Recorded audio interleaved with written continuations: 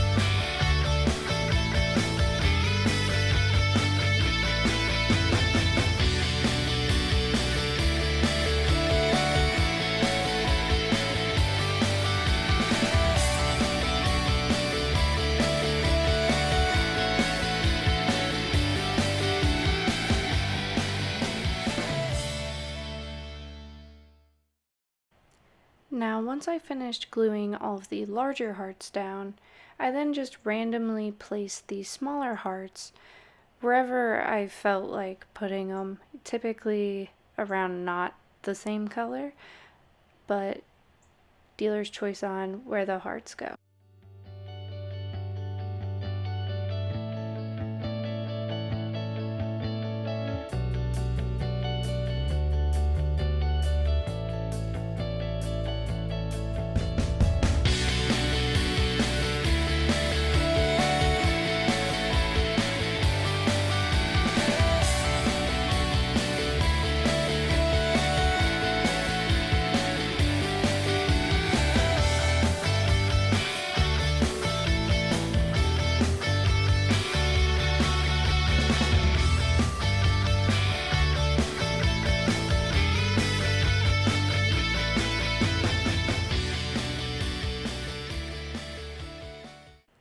Once you finish gluing all your hearts down, I recommend using a hole punch and tying your ribbon around and then pulling that string through, and you can have your ribbon as long as you need it for your hook, but I think it turned out really well.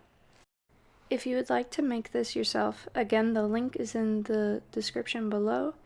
Don't forget to hit that like button if you enjoyed this video, and please subscribe if you haven't already for more arts and craft projects.